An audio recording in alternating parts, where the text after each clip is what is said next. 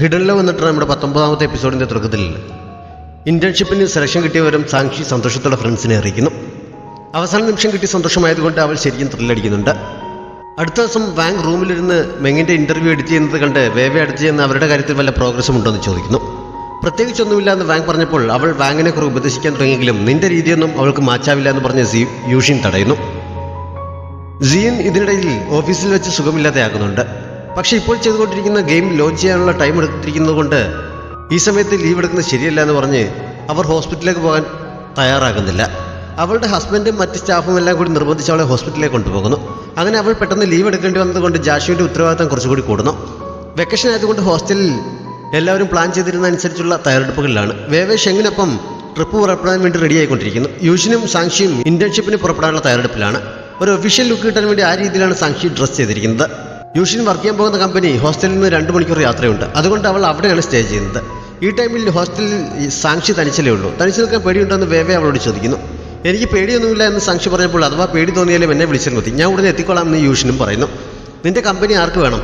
അവൾക്ക് കമ്പനി കൊടുക്കാൻ അവളുടെ ചേട്ടനുണ്ടെന്ന് പറഞ്ഞുകൊണ്ട് വേവേ അവളുടെ അടുത്തേക്ക് ഇരുന്നിട്ട് നീ ഇത്ര നേരത്തെ ഇന്റേൺഷിപ്പ് സ്റ്റാർട്ട് ചെയ്യാനുള്ള കാരണം ഇവിടെ ചേട്ടനൊപ്പം നിൽക്കാമെന്നുള്ളതാണോ എന്ന് ഇന്റർവ്യൂ ചെയ്യുന്നതുപോലെ ചോദിക്കുന്നു. ശരിക്കും ജോലിയുടെ കാര്യങ്ങൾ അങ്ങനെയാണെന്ന് മനസ്സിലാക്കാനാണെന്ന് സാക്ഷി പറയുന്നുണ്ടെങ്കിലും അവൾ അത് അംഗീകരിച്ചു കൊടുക്കുന്നില്ല. അവൾ പോകാൻ റെഡിയായിക്കൊണ്ടിരിക്കുന്ന സമയത്താണ് ഞാൻ അവളുടെ ഫോണിലേക്ക് വിളിച്ചത്. സ്പീക്കറിലിട്ടാണ് അവൾ സംസാരിച്ചത്. നിന്റെ ഫ്ലൈറ്റ് എപ്പോഴാണ്? ഞാൻ പിക്ക് ചെയ്യാൻ വരാമെന്ന് പറഞ്ഞാണ് അവൻ സംസാരിച്ചു തുടങ്ങി തന്നെ. ഇന്റേൺഷിപ്പിന് സെലക്ഷൻ കിട്ടിയ കാര്യം അവൾ അവനോട് പറഞ്ഞിരുന്നില്ല. അവൻ അറിയാതെ അച്ഛനോടും അമ്മയോടും അവതരിപ്പിച്ചതേ ഉള്ളൂ. ഇപ്പോൾ കാര്യം പറഞ്ഞപ്പോൾ അവൻ അവളോട് ദേഷ്യപ്പെടാൻ തുടങ്ങുന്നു. റൂമിലുണ്ടായിരുന്ന എല്ലാവരും ശ്രദ്ധിക്കുന്നതുകൊണ്ട് അവൾ സ്പീക്കർ ഓഫാക്കി സംസാരിക്കാൻ തുടങ്ങുന്നു. പക്ഷെ അവൻ അവളുമായി യാതൊരു കോംപ്രമൈസിനും തയ്യാറായിരുന്നില്ല. ഇനി ഒരു കാര്യവും പറഞ്ഞ് എന്നെ വിളിച്ചു പോകരുത്, നിന്റെ ഇഷ്ടം പോലെ എന്താണെന്ന് വെച്ചാൽ ചെയ്തോളാൻ പറഞ്ഞ് അവൻ കോൾ കട്ട് ചെയ്യുന്നു. സംസാരിക്കുന്നിടയിൽ സാക്ഷിക്ക് പലതവണ ദേഷ്യം വന്നെങ്കിലും ദേഷ്യപ്പെട്ടിരുതെന്ന് പറഞ്ഞ് ഫ്രണ്ട്സ് ചുറ്റുമിരിക്കുന്നതിനാൽ അവൾ സ്വയം നിയന്ത്രിക്കുന്നു. നീ വീട്ടിലേക്ക് ചെല്ലാത്തതിനാൽ നിന്റെ ചേട്ടന് ഇത്ര ദേഷ്യപ്പെടുകയാണെങ്കിൽ ജാഷുവിനെ ഡേറ്റ് ചെയ്യുന്ന കാര്യം പറഞ്ഞാൽ എങ്ങനെയായിരിക്കും പ്രതികരിക്കുക എന്ന് അവർ ചോദിക്കുന്നു. അതിന് സാധ്യതയില്ല, അവർ തന്നെ ഫ്രണ്ട്സ് അല്ലേ എന്ന് സാക്ഷി പറഞ്ഞെങ്കിലും അവർക്കതിൽ അത്ര വിശ്വാസം വരുന്നില്ല. ഓൾ ദ ബെസ്റ്റ് പറഞ്ഞിട്ട് എല്ലാവരും പതുക്കെ മാറിയിരിക്കുന്നു. ഇനിയും ഇത് അവനോട് മറച്ചു വെക്കുന്നത് ശരിയല്ല. ഇപ്പോൾ തന്നെ പറഞ്ഞേക്കാമെന്ന് കരുതി സാക്ഷി ജാഷുവാണ് ബോയ് ഫ്രണ്ട്, ചേട്ടനും അവനും നന്നായി അറിയാവുന്നതല്ലേ എന്നൊക്കെ പറഞ്ഞ് അവനെ മെസ്സേജ് അയക്കുന്നു. പക്ഷേ മെസ്സേജ് സെൻഡ് ആകുന്നില്ല. അവൻ അവളുടെ നമ്പർ ബ്ലോക്ക് ചെയ്ത് കഴിഞ്ഞിരിക്കുന്നു. അവൾക്കാകെ ദേഷ്യം വരുന്നുണ്ടെങ്കിലും പോകാനുള്ള സമയമായതുകൊണ്ട് അതിനെക്കുറിച്ചൊന്നും മിണ്ടാതെ ഓഫീസിലേക്ക് പോകുന്നു. അവളുടെ ഒപ്പം വെൻ എന്ന മറ്റൊരു പയ്യൻ കൂടി അവിടെ ഇന്റേൺഷിപ്പ് സ്റ്റാർട്ട് ചെയ്യുന്നുണ്ട്. കോളേജിൽ ഫസ്റ്റ് ഇയർ പഠിക്കുന്ന ആരെങ്കിലും ഇന്റേൺഷിപ്പ് വരുന്നത് ആദ്യമായിട്ടാണ്. ഇത്ര നേരത്തെ തുടങ്ങാൻ എന്താണ് കാര്യമെന്നൊക്കെ അവിടുത്തെ ഒരു സ്റ്റാഫ് അവളോട് ചോദിക്കുന്നുണ്ട്. എക്സ്പീരിയൻസിന് വേണ്ടിയാണ് എന്ന് അവൾ പറയുന്നു. വെൻ മുമ്പ് പല സ്ഥലത്തും ഇന്റേൺഷിപ്പ് ചെയ്തിട്ടുണ്ട്. അവരെ അകത്തെ കൊണ്ട് സ്റ്റാഫ് അവിടെ അവർ ചെയ്യേണ്ട കാര്യങ്ങളെക്കുറിച്ചും അവിടെ നടക്കുന്ന ജോലിയെക്കുറിച്ചും ഏകദേശം ഒരു ഐഡിയ അവർക്ക് പറഞ്ഞു കൊടുക്കുന്നു. അതിനുശേഷം ഇരിക്കാനുള്ള സ്ഥലവും കാണിച്ചു കൊടുത്ത് ബാക്കി സ്റ്റാഫിനെയൊക്കെ പരിചയപ്പെടുത്തി കൊടുക്കുന്നു. സാക്ഷി വീട്ടിലേക്ക് വിളിക്കാൻ തുടങ്ങിയപ്പോഴാണ് അവരുടെ ഡിപ്പാർട്ട്മെന്റ് ഹെഡ് സിയ അവിടേക്ക് വന്നത്. സിയയും അയാൾ അവർക്ക് പരിചയപ്പെടുത്തി കൊടുക്കുന്നു. ഈ ഷിയ ജിയാങ്ങിന്റെ ഫ്രണ്ടാണ്. മുമ്പ് റെസ്റ്റോറൻറ്റിൽ വെച്ച് സാക്ഷി ജിയാങ്ങിന്റെ മുഖത്തേക്ക് വെള്ളം ഒഴിച്ച സമയത്ത് അവളും കൂടെ ഉണ്ടായിരുന്നു. ഷിയയ്ക്ക് സാക്ഷിയെ കണ്ടപ്പോൾ തന്നെ മനസ്സിലായെങ്കിലും സാക്ഷിക്ക് അവളെ ഓർമ്മ വരുന്നില്ല. ഫ്രണ്ടിന്റെ ശത്രുവായതുകൊണ്ട് ഷിയയും ഒരു ശത്രുവിനെ പോലെയാണ് സാക്ഷിയോട് പെരുമാറിയത്. സാക്ഷിക്ക് മര്യാദയ്ക്ക് പരിചയപ്പെടാനുള്ള ചാൻസ് പോലും അവൾ നൽകുന്നില്ല. ഷിയെ അസിസ്റ്റ് ചെയ്യാനുള്ള ജോലിയാണ് ആദ്യമേ തന്നെ സാക്ഷിക്ക് കിട്ടിയത്. ഷിയ അവളെ ശരിക്കും വെള്ളം കുടിപ്പിക്കുന്നു. ആദ്യം കുറേ ഫയലുകൾ എടുത്ത് അവളുടെ കയ്യിൽ കൊടുത്തിട്ട് അതിന്റെ 10 കോപ്പി വീതം റെഡിയാക്കി മീറ്റിംഗ് റൂമിൽ എത്തിക്കാനും കോഫി റെഡിയാക്കാനും അവൾ ഓർഡർ നൽകുന്നു. ഫോട്ടോസ്റ്റാറ്റ് മെഷീൻ കണ്ടിട്ടുണ്ടെന്നല്ലാതെ എങ്ങനെയാണ് ഉപയോഗിക്കേണ്ടതെന്ന് എവിടെയാണ് ഇരിക്കുന്നതെന്നും അവൾക്കറിയില്ല. ഒന്നും പറഞ്ഞു കൊടുക്കാൻ ഷിയ തയ്യാറാകുന്നില്ല. സാക്ഷി അറിയാൻ വയ്യാതെന്ന് തപ്പിത്തടയുന്ന കണ്ട് അവളെ കുറ്റപ്പെടുത്തിക്കൊണ്ട് ആ ജോലി മറ്റൊരു സ്റ്റാഫിനെ ഏൽപ്പിക്കുകയും ചെയ്യുന്നു. ആദ്യമേ തന്നെ ഇങ്ങനെ കൈപ്പുള്ള അനുഭവങ്ങൾ നേരിടേണ്ടി വരുന്നത് കൊണ്ട് സാക്ഷിയാക്കി മൂഡ് ഓഫ് ആകുന്നുണ്ടെങ്കിലും ഇന്റേൺഷിപ്പ് എങ്ങനെയൊക്കെ ആയിരിക്കും എന്ന് കരുതി അവൾ സമാധാനിക്കുന്നു. വൈകിട്ട് ജോലി കഴിഞ്ഞ് ഇറങ്ങി ജാഷിനെ വെയിറ്റ് ചെയ്തിരിക്കുന്ന സമയത്താണ് ഞാൻ നമ്പർ ബ്ലോക്ക് ചെയ്ത കാര്യം പറഞ്ഞ് അവൾ ഫാമിലി ഗ്രൂപ്പിൽ മെസ്സേജ് ഇട്ടത്. അവളോട് ഇങ്ങനെ എപ്പോഴും വഴക്കിടുന്നതിന് അച്ഛൻ അവനെ കുറ്റപ്പെടുത്തുന്നുണ്ട്. ജോലിയുടെ ഫസ്റ്റ് ഡേ എങ്ങനെയുണ്ടെന്ന് അമ്മ ചോദിച്ചപ്പോൾ സാക്ഷിക്ക് നല്ല വിഷമം ഫീൽ ചെയ്യുന്നുണ്ടെങ്കിലും അതൊക്കെ മറച്ചു വെച്ച് നല്ല എക്സ്പീരിയൻസ് ആയിരുന്നു, എല്ലാവരും നന്നായിട്ടാണ് പെരുമാറിയതെന്നൊക്കെ പോസിറ്റീവായിട്ടാണ് പറഞ്ഞത്. അപ്പോഴേക്കും ജാഷു എത്തുന്നു. ഒരു ബൊക്കെ ഗിഫ്റ്റായി അവൻ വാങ്ങിക്കൊണ്ട് വന്നിരുന്നു. അത് കണ്ടപ്പോൾ അവൾ ഹാപ്പി ആകുന്നുണ്ട്. അതിനുശേഷം അവർ ഒരുമിച്ച് ഭക്ഷണം കഴിക്കാൻ പോകുന്നു. ഫസ്റ്റ് വർക്കിംഗ് ഡേ എങ്ങനെയുണ്ടായിരുന്നു? ജോലി കൂടുതലായിരുന്നു? കൂടെ വർക്ക് ചെയ്യുന്നവർ എങ്ങനെയുണ്ട് എന്നൊക്കെ അവൻ ചോദിക്കുന്നു. അവൾ അവനോട് പരാതിയൊന്നും പറയുന്നില്ല. ഇങ്ങനെ ആദ്യം പിടിക്കേണ്ട ആവശ്യമില്ല, ഞാനിപ്പോൾ കൊച്ചുകുട്ടിയൊന്നുമല്ല, എനിക്കിതൊക്കെ അഡ്ജസ്റ്റ് ചെയ്യാവുന്നേ ഉള്ളൂ എന്ന് അവൾ പറയുന്നു. ജോലിയുടെ സ്ട്രെസ് കുറയ്ക്കാൻ സഹായിക്കുന്ന ഒരു ഗിഫ്റ്റ് അവൻ അവൾക്ക് വേണ്ടി വാങ്ങിക്കൊണ്ടുവന്നിരുന്നു. ഞാൻ ഫസ്റ്റ് ഇന്റേൺഷിപ്പ് ചെയ്യാൻ തുടങ്ങിയ സമയത്ത് എനിക്കെല്ലാം ആകെ കൺഫ്യൂസിങ് ആയിരുന്നു. നിനക്ക് അങ്ങനെയൊന്നും ആകാതെ എല്ലാ സന്തോഷമായിരിക്കട്ടെ എന്ന് ആഗ്രഹിച്ചുകൊണ്ടാണ് ഞാനിത് വാങ്ങിക്കൊണ്ടുവന്നത്. നിനക്ക് സ്ട്രെസ് തോന്നുമ്പോഴൊക്കെ ഇതിനോട് സംസാരിച്ചാൽ മതി. നീ എനിക്ക് വേണ്ടി കൂടിയാണ് വെക്കേഷന് വീട്ടിലേക്ക് പോകാതെ ഇവിടെ നിൽക്കുന്നതെന്ന് എനിക്കറിയാം എന്നൊക്കെ അവൻ പറയുന്നു. അവൾ അപ്പോൾ തന്നെ ഞാനോടുള്ള ദേഷ്യം തീർക്കാൻ എന്ന പോലെ അതിൽ പിടിച്ച് ഞെക്കുന്നു. നീയും ഞാനും കൂടി വഴക്കിട്ടെന്ന് അത് കണ്ടപ്പോൾ അവൻ ചോദിക്കുന്നുണ്ട്. വെക്കേഷന് വീട്ടിലേക്ക് ചെല്ലാതെ ഇവിടെ സ്റ്റേ ചെയ്തതിൻ്റെ പേരിൽ അവൻ നമ്പർ ബ്ലോക്ക് ചെയ്ത കാര്യം അവൾ പറയുന്നു. നമ്മുടെ കാര്യം നീ അവനോട് പറഞ്ഞില്ലേ എന്നും അവൾ ചോദിക്കുന്നുണ്ട്. ഈ വെക്കേഷൻ അങ്ങോട്ടേക്ക് വന്ന് പറയാമെന്നാണ് ഞാൻ കരുതിയത്, പക്ഷേ ഇനിയിപ്പോൾ ഉടനെ പോകാൻ പറ്റില്ലല്ലോ. നാഷണൽ ഹോളിഡേസിൻ്റെ അവധിക്ക് നമുക്ക് അങ്ങോട്ടേക്ക് പോയി നേരിട്ട് അതിനെക്കുറിച്ച് സംസാരിക്കാം. നീ അതൊന്നും ഓർത്ത് വിഷമിക്കേണ്ട, ഞാൻ ഡീൽ ചെയ്തോളാമെന്ന് പറഞ്ഞ് അവൻ സമാധാനിപ്പിക്കുന്നു. സാക്ഷി യാനോടുള്ള ദേഷ്യം പിന്നെയും ആ പാവയോട് തീർക്കുന്നത് കണ്ട് ഉടനെ തന്നെ അതുപോലെ ഒന്നുകൂടി വാങ്ങേണ്ടി വരും എന്നാണ് തോന്നുന്നത് എന്നവൻ പറയുന്നുണ്ട്. പിന്നീട് കമ്പനിയിലുള്ള അവളുടെ കുറച്ച് ദിവസങ്ങൾ ഭയങ്കര തിരക്ക് പിടിച്ചതായിരുന്നു. ഷിയ മനഃപൂർവ്വം അവളെ കൊണ്ട് ഒരുപാട് ജോലികൾ ചെയ്യിക്കുന്നു. അവൾക്ക് മര്യാദയ്ക്ക് ആഹാരം കഴിക്കാൻ പോലുള്ള ടൈം കിട്ടാറില്ല. സിയു ലീവായത് കാരണം ജാഷുവിനും വർക്ക് ലോഡ് കൂടുതലാണ്. അവൻ മാത്രമല്ല, അവൻ്റെ കമ്പനിയിലെ മിക്കവാറും സ്റ്റാഫെല്ലാം ഇപ്പോൾ ഒരുപാട് ലേറ്റായാണ് പോകാറുള്ളത്. ഒരു ദിവസം ജാഷു അവൾ ഫുഡ് കഴിച്ചോ ചോദിക്കാനായി വിളിച്ചുകൊണ്ടിരിക്കുന്ന സമയത്ത് ഷിയ അവളെ വഴക്ക് പറയുന്ന അവൻ ഫോണിലൂടെ കേൾക്കുന്നു. ജോലി ചെയ്ത് കഴിയുന്നതിന് മുമ്പേ ഫോൺ എടുത്തത് എന്തിനാണ്, ഇനി മുതൽ വർക്ക് ടൈമിൽ ഫോൺ ഉപയോഗിക്കാൻ പാടില്ല എന്നൊക്കെ പറഞ്ഞിട്ട് പോകുന്നത് അവൻ കേൾക്കുന്നു. പിന്നെ വിളിക്കാമെന്ന് പറഞ്ഞ സാക്ഷി അപ്പോൾ തന്നെ കോൾ കട്ട് ചെയ്യുന്നുണ്ട്. അവൾക്ക് അങ്ങനെയൊക്കെ നേരിടേണ്ടി വരുന്നത് അവനെക്കുറിച്ച് ടെൻഷനാക്കുന്നുണ്ട്. അന്ന് ഏൽപ്പിച്ച് ജോലിയൊക്കെ ഒതുക്കി സാക്ഷി പോകാമെന്ന് വിചാരിച്ചപ്പോഴാണ് ഷിയ പുതുതായി കുറേ ജോലി കൂടി നൽകിയിട്ട് അത് ചേർത്ത് തീർത്തിട്ട് പോയാൽ മതിയെന്ന് പറഞ്ഞത്. കമ്പനിയിലെ ബാക്കി സ്റ്റാഫ് മുഴുവൻ പോയപ്പോഴും അവൾ അവിടെ തന്നെ ഇരിക്കുകയാണ്. ജാഷുവിനൊപ്പം ഫുഡ് കഴിക്കാൻ പോകാൻ പറ്റാത്തത് കൊണ്ട് അവൾ അവന് വേണ്ടി പാഴ്സൽ ഓർഡർ ചെയ്യുന്നുണ്ട്. ഫുഡ് ഓഫീസിലെത്തിയപ്പോഴാണ് അവൻ അതിനെക്കുറിച്ച് അറിയുന്നത്. അവൻ്റെ കൂടെയുള്ള സ്റ്റാഫാണ് അതുകൊണ്ട് കൊടുത്തത്. ഞാനൊന്നും ഓർഡർ ചെയ്തിരുന്നില്ല എന്ന് അവൻ ആദ്യം പറഞ്ഞതിനാൽ ഗേൾഫ്രണ്ട് ഓർഡർ ചെയ്തതാണെന്ന് അവർക്ക് മനസ്സിലാക്കുന്നു.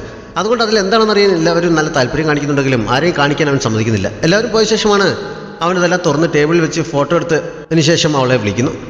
അവൾ ഭക്ഷണം കഴിച്ചോ എന്ന് ചോദിച്ചപ്പോൾ കഴിച്ചു എന്നാണ് അവൾ പറഞ്ഞത്. അവൾ അപ്പോഴും ഓഫീസിലാണെന്ന് അവൻ ആദ്യം അറിഞ്ഞില്ല. അവർ സംസാരിച്ചുകൊണ്ടിരിക്കുന്നതിൽ ഏതോ സാധനം എടുക്കാനായി തിരികെ വന്ന സ്റ്റാഫ് നീ ഇപ്പോഴും പോയില്ല എന്ന് അവളോട് ചോദിക്കുന്നത് കേട്ടപ്പോഴാണ് അവൾ ഇപ്പോഴും ഓഫീസിൽ തന്നെയാണെന്ന് അവൻ അറിയുന്നത്. ജോലി കഴിയാൻ ഇനി ഏകദേശം 2 മണിക്കൂർ കൂടി വേണ്ടി വന്നേക്കും എന്നവൾ പറയുന്നു. എൻ്റെ ജോലി കഴിഞ്ഞ് ഞാനിപ്പോൾ തന്നെ അങ്ങോട്ടേക്ക് വരികയാണ്, പുറത്തേക്ക് ഇറങ്ങി നിൽക്കാൻ അവൻ അവളോട് പറയുന്നു. അങ്ങനെ കുറച്ച് കഴിഞ്ഞ് അവൻ അവളെ കാണാൻ വരുന്നുണ്ട്. സാക്ഷി പരാതിയൊന്നും പറയാതെ അവൻ്റെ നെഞ്ചിലേക്ക് ചാരി കുറച്ച് സമയം നിൽക്കുന്നു.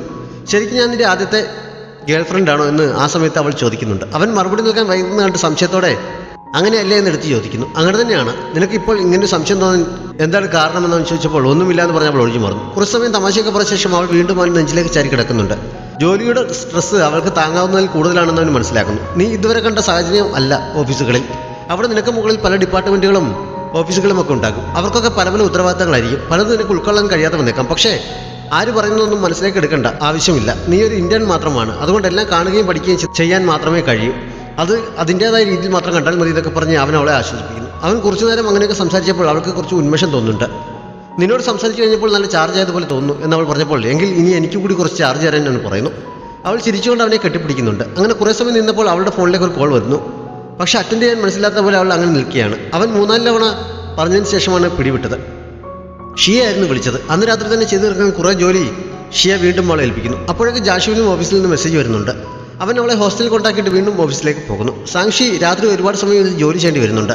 ഇടയ്ക്ക് ജാഷു ഉറങ്ങിയെന്നറിയാൻ അവൾ മെസ്സേജ് അയക്കുന്നു. ഉറങ്ങാൻ പോവുകയാണെന്ന് അവൻ റിപ്ലൈ നൽകിയപ്പോൾ എനിക്ക് ഇനിയും കുറേ ജോലിയുണ്ട്, ഞാൻ പിന്നെ ഇറങ്ങിക്കോളാം എന്ന് മെസ്സേജ് ഇട്ടിട്ട് അവൾ ജോലി തുടരുന്നു. അവളോട് ഉറങ്ങാൻ പോവുകയാണെന്ന് പറഞ്ഞെങ്കിലും സത്യത്തിൽ അവൻ ഓഫീസിൽ നിന്ന് വീട്ടിലേക്ക് പോകുക പോലും ചെയ്തിരുന്നില്ല. കുറച്ചു നേരം അവിടെ തന്നെ കിടന്നൊന്ന് മയങ്ങിട്ട് അവൻ വീണ്ടും ജോലി ചെയ്യാൻ തുടങ്ങുന്നു. അടുത്ത ദിവസം രാവിലെ അവൾ ഓഫീസിൽ പോകാൻ റെഡിയായി ഇറങ്ങിയപ്പോൾ അവൻ ഹോസ്റ്റലിന് മുന്നിൽ കാറുമായി വെയിറ്റ് ചെയ്യുന്നുണ്ടായിരുന്നു. പക്ഷേ അടുത്ത് ചെന്ന് നോക്കിയപ്പോഴാണ് അവൻ അതിൽ നിന്ന് ഉറങ്ങുകയാണെന്ന് അവൾ അറിഞ്ഞത്. ശല്യപ്പെടുത്താതെ അവൾ അവിടെ തന്നെ നിൽക്കുന്നു. അപ്പോഴേക്കും അലാം അടിച്ച് അവൻ ഉണരുന്നുണ്ട്. ഓഫീസിൽ ഡ്രോപ്പ് ചെയ്യാമെന്ന് പറഞ്ഞ് അവൻ അവളെയും വണ്ടിയിൽ കയറ്റി പോകുന്നു. അവൻ്റെ മുഖത്ത് ക്ഷീണവും തലേദിവസം ഇട്ടിരുന്ന ഡ്രസ്സ് തന്നെ ഇട്ടിരിക്കുന്നതൊക്കെ കണ്ടപ്പോൾ ചേട്ടനും ഞാനില്ലാതെ വേറെ ഗേൾഫ്രണ്ട് ഉണ്ടെങ്കിൽ ഇപ്പോഴേ പറയണം. പകൽ എന്നോടൊപ്പം ചിലവഴിച്ചിട്ട് രാത്രി അവൾക്കൊപ്പം ചിലവഴിക്കുന്നത് നല്ല ക്ഷീണം ഉണ്ടാക്കും എന്നവൾ പറയുന്നു. എനിക്ക് ഇതേപോലെയുള്ള കുറേ ഡ്രസ്സുണ്ട്, നീയല്ലാതെ വേറെ ഗേൾഫ്രണ്ട് ഇല്ല എന്നവൻ പറയുന്നു. ഇന്നലെ രാത്രി ഓഫീസിൽ ജോലി ചെയ്യുകയായിരുന്നോ എന്നവൾ ചോദിച്ചപ്പോൾ ആദ്യമൊക്കെ അല്ലെന്ന് പറഞ്ഞെങ്കിലും അവസാനം അവൻ സമ്മതിക്കുന്നു. എന്നാലും കുറച്ച് സമയം ഉറങ്ങിയിരുന്നു, ഫുൾ ടൈം ജോലി ചെയ്യുകയല്ലായിരുന്നു എന്നവൻ പറയുന്നുണ്ട്. ഇനി ഇങ്ങനെ എന്തെങ്കിലും ഉണ്ടെങ്കിൽ അവളോട് മറച്ചു വെക്കില്ല എന്നും ഉറപ്പ് കൊടുക്കുന്നു. ഇങ്ങനെ ഒരുപാട് ജോലിയുള്ള സമയത്തൊന്നും ഓഫീസിലേക്ക് കൊണ്ടുവിടാൻ വരേണ്ട ആവശ്യമില്ല എന്നവൾ പറയുന്നതെങ്കിലും അതൊന്നും സാരമില്ല എന്നവൻ പറയുന്നു. ഓഫീസിന് മുന്നിലെത്തി കഴിഞ്ഞപ്പോൾ വണ്ടിയിൽ നിന്ന് പുറത്തിറങ്ങുന്നതിന് മുമ്പ് അവൾ അവനെ കിസ് ചെയ്യുന്നുണ്ട്. ഓഫീസിലേക്ക് വരികയെന്ന് ഷിയ അത് കാണുന്നു. ഓഫീസിലെത്തി കഴിഞ്ഞപ്പോൾ അവൾ ജിയാങ്ങിനെ വിളിച്ച് അന്ന് റെസ്റ്റോറൻറ്റിൽ വെച്ച് അവളുടെ മുഖത്തേക്ക് വെള്ളം ഒഴിച്ച ജാഷുവിനൊപ്പം ഉണ്ടായിരുന്ന പെൺകുട്ടി ഇപ്പോൾ അവിടെ ഇന്ത്യൻ ആണെന്നുള്ള വിവരവും അവർ തമ്മിൽ റിലേഷൻഷിപ്പിലാണെന്നുള്ള കാര്യമൊക്കെ പറയുന്നു. ജിയാങ് ആകെ അസ്വസ്ഥയാകുന്നുണ്ട്. ഷിയ തലേദിവസം സാങ്ഷിയോട് ചെയ്യാൻ പറഞ്ഞ ഏതോ ജോലി ഒട്ട് ശരിയായില്ല എന്ന് പറഞ്ഞ് അന്ന് അവളോട് ഷൗട്ട് ചെയ്ത് വഴക്ക് പറയുന്നു. മറ്റൊരു സ്റ്റാഫ് ചെന്ന് ഇടപെട്ട് വിഷയം മാറ്റി തൽക്കാലം സാങ്ഷിയെ അവളുടെ മുന്നിൽ നിന്ന് രക്ഷപ്പെടുത്തുന്നുണ്ട്. സാങ്ഷിയെ ശരിക്കും മൂഡ് ആക്കുന്നു. ജാഷു നൽകിയ പാവ കയ്യിൽ പിടിച്ച് ഞെക്കിക്കൊണ്ട് അവൾ കുറച്ചൊക്കെ ദേഷ്യം തീർക്കാൻ ശ്രമിക്കുന്നു. അന്ന് തന്നെ ഷിയ മറ്റൊരു സ്റ്റാഫിനോട് അവളെക്കുറിച്ച് സംസാരിക്കുന്നതും അവൾ കേൾക്കാനിടയാകുന്നു. സാക്ഷി ഒരു ഇന്ത്യൻ മാത്രമല്ലേ, അവളോട് ഇങ്ങനെ പെരുമാറുന്നത് എന്താണ്? വളരെ കഷ്ടപ്പെട്ടാണ് നമുക്കൊരു ഇന്ത്യനെ കിട്ടുന്നത്. 1 മാസം ആകുന്നതിന് മുമ്പ് തന്നെ നീ അവളെ ഓടിച്ചു വിടുമോ എന്നൊക്കെ മറ്റേ സ്റ്റാഫ് ചോദിച്ചപ്പോൾ നിനക്ക് അവളെക്കുറിച്ച് ശരിക്കും അറിയാത്തത് കൊണ്ടാണ്. അവൾക്കൊന്നും അറിയില്ലെങ്കിലും എല്ലാം അറിയാമെന്നുള്ള ഭാവമാണ്. എനിക്ക് അവളെ തീരെ ഇഷ്ടമല്ല എന്ന് ഷിയ പറയുന്നത് അവൾ കേൾക്കുന്നു. പക്ഷെ ഒന്നും കേൾക്കാത്ത മട്ടിൽ അവളോട് നിന്ന് പോകുന്നുണ്ട്. ജിയാങ്ങിന് അന്ന് ജോലിയിൽ തീരെ ശ്രദ്ധിക്കാൻ കഴിയുന്നുണ്ടായിരുന്നില്ല. വൈകുന്നേരമായപ്പോൾ അവൾ ഷിയയെ വിളിച്ച് ഒരുമിച്ച് ഡിന്നർ കഴിച്ചാലെന്ന് ചോദിക്കുന്നു. പക്ഷെ അന്ന് കമ്പനി വക ഒരു ടീം ബിൽഡിംഗ് ഡിന്നർ ഉള്ളത് കൊണ്ട് അന്ന് വരാൻ കഴിയില്ല, മറ്റൊരു ദിവസം പോകാമെന്ന് ഷിയ പറയുന്നു. ടീം ഡിന്നർ എവിടെയാണെന്ന് ജിയാങ് ചോദിച്ചറിയുന്നുണ്ട്. ടീം ഡിന്നറിൽ സാക്ഷിയും പോകുന്നുണ്ട്. പക്ഷെ അവൾ തനിച്ച് അവിടെ ആകെ ബോറടിച്ചിരിക്കുകയാണ്. ഇടയ്ക്ക് ജാഷു മെസ്സേജ് അയച്ചപ്പോൾ എനിക്ക് ഇവിടെ നിന്ന് എസ്കേപ്പ് ആയാൽ കൊള്ളാമെന്നുണ്ട് എന്നവൾ മെസ്സേജ് ഇടുന്നു. എന്തെങ്കിലും കാരണം പറഞ്ഞ് പുറത്തേക്ക് ഇറങ്ങും, ഞാൻ പിക്ക് ചെയ്യാൻ വരാമെന്ന് അവൻ പറയുന്നുണ്ട്. ഹോസ്റ്റലിൽ കർഫ്യൂവിന് സമയമായി എന്ന് പറഞ്ഞ് സാക്ഷി പോകാനുള്ള പെർമിഷൻ വാങ്ങി പുറത്തേക്ക് ഇറങ്ങാൻ തുടങ്ങിയപ്പോഴാണ് ജിയാങ് അവിടെ എത്തിയത്. വാതിലിനടുത്ത് വെച്ച് രണ്ടുപേരും മീറ്റ് ചെയ്യുന്നിടത്ത് ഈ എപ്പിസോഡ് അവസാനിക്കുന്നു. എപ്പിലോഗിൽ ജാഷു ഓഫീസിൽ നിന്ന് കിടന്ന് ഉറങ്ങിപ്പോയ ദിവസം രാത്രി മറ്റ് സ്റ്റാഫിൻ്റെ കൂടെ ഒരുമിച്ചിരുന്ന് ഭക്ഷണം കഴിക്കുന്നുണ്ട്. അവരെല്ലാവരും കൂടി വീട്ടിൽ പോയിട്ട് കുറച്ച് ദിവസങ്ങളായിരിക്കുന്നു. ഈ ഗെയിം ലോഞ്ച് ചെയ്ത് കഴിഞ്ഞാൽ കുറച്ച് ദിവസം സ്വസ്ഥമായി ചെയ്യാൻ ആഗ്രഹിക്കുന്ന കാര്യങ്ങളെക്കുറിച്ചൊക്കെ ഓരോരുത്തരും പറയുന്നു. ജാഷു എന്താണ് ചെയ്യാൻ ഉദ്ദേശിക്കുന്നതെന്നും അവർ ചോദിക്കുന്നുണ്ട്. പുതിയൊരു സ്ഥലത്തേക്ക് താമസം മാറാൻ ഉദ്ദേശിക്കുകയാണ്. അതിനുശേഷം ഗേൾഫ്രണ്ടിനൊപ്പം സമയം ചെലവഴിക്കണം എന്നാണ് അവൻ പറഞ്ഞത്. നിങ്ങൾക്ക് ഈ ഡ്രാമ ഇഷ്ടപ്പെട്ടെങ്കിൽ നിങ്ങളുടെ കൂട്ടുകാരുമായി ഷെയർ ചെയ്യാൻ മറക്കരുത്.